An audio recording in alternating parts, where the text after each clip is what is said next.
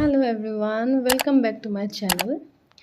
আজি যেহেতুকে পূজাৰ ষষ্ঠী তো এতিয়া আমি সব ৰেডি হৈছোঁ টাউনলৈ যাবলৈ, য'ত মানে আমি গোসানী অৰ্ডাৰ দিছিলোঁ। এতিয়া আমি সকলোৱে গৈ মেলি দেৱী মাৰ মূৰ্তি, দেৱী মাৰ প্ৰতিমা আমি এতিয়া আনিম। এয়া যাবলৈ ৰেডি হৈছোঁ, চাই থাকিব।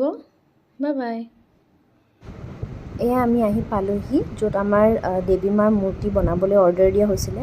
এয়া চাওকচোন, ইমান ধুনীয়াকৈ তেওঁলোকে ইমান দেৱী মাৰ প্ৰতিমাসমূহ বনাই থৈছে। তাৰপৰা এইজনা হ'ল আমাৰ ৰাধা বামুণ চুবুৰীৰ পূজা ভাগত দিবলগীয়া প্ৰতিমা। এয়া কিমান ধুনীয়া টেকনিকেৰে মানে দেৱী মাৰ মূৰ্তি যে এনেকৈ আনে, এয়া মই প্ৰথম দেখিলোঁ। চাওকচোন, ইমান সুন্দৰকৈ, ইমান ভিতৰৰ পৰা একদম মাত্ৰ সামান্য দুচিটা বাঁহত চুচৰাই লৈ আনিছে। তাৰপৰা এয়া আমাৰ গোসানী ট্ৰাকত উঠালে।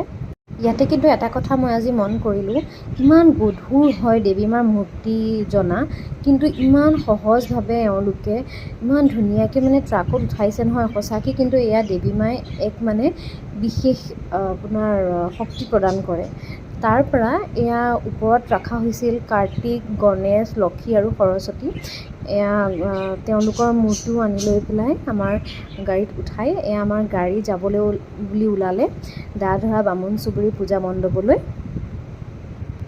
তাৰপৰা এয়া দেৱী মা আহি পাইগ'লহি আমাৰ ৰাধা বামুণ চুবুৰী পূজা মণ্ডপ। মা খুৰী এওঁলোকে মিলি দেৱী মাক ধূপ ধূনা লগাই ধুনীয়াকৈ আদৰিলে।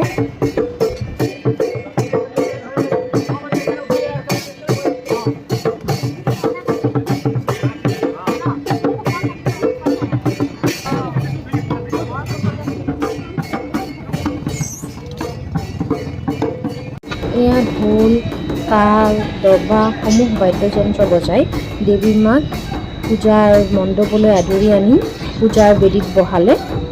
আৰু ঠিক একেধৰণেই লক্ষী মা, সৰস্বতী মা, কাৰ্তিক, গণেশ সকলোকে দেৱী মাৰ লগত পূজাৰ বেদীত বহালে। সদৌ শেষত সমূহ ৰাইজক দুৰ্গা পূজাৰ শুভেচ্ছা জ্ঞাপন কৰি মই মোৰ ভিডিঅ'টো ইয়াতে শেষ কৰিলোঁ। ধন্যবাদ।